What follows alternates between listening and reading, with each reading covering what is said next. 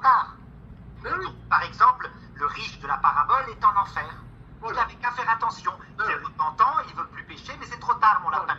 Voilà. Or, le pape Benoît XVI, dans Spésalvi 44, dit bien, regardez, le riche de la parabole, il semble être au purgatoire. Non. Si, Spésalvi 44, je vous donne le texte, termine. L'Église primitive a repris cette conception du riche bon vivant pour développer petit à petit la doctrine du purgatoire. Spésalvi 45. Ok, le purgatoire, bien sûr, parce que c'était déjà en germe dans le judaïsme, mais ça ne veut pas dire que Jésus c'est limite.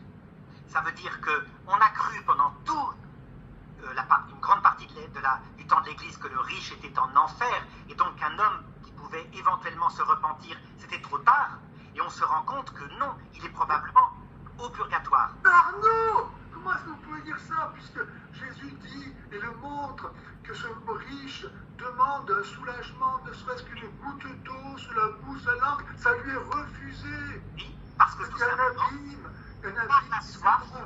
par la soif et la souffrance, exactement comme le petit frère de Sainte Félicité, parce que le purgatoire est décrit de cette façon exactement, en 203 après Jésus-Christ, par Sainte Félicité qui le voit.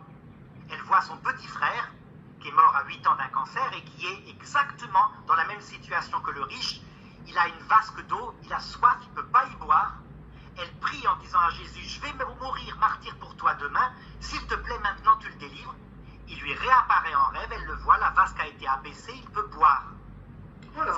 Ça veut donc dire que il y a... Le purgatoire est là. Le purgatoire est là. Bon. C'est pas le cas pour le. Jésus n'a pas révélé ça dans la parabole. Eh bien, le pape Benoît XVI, en tout cas, là, pour la première fois, il le dit. Ah Et- non, il dit pas ça, Arnaud.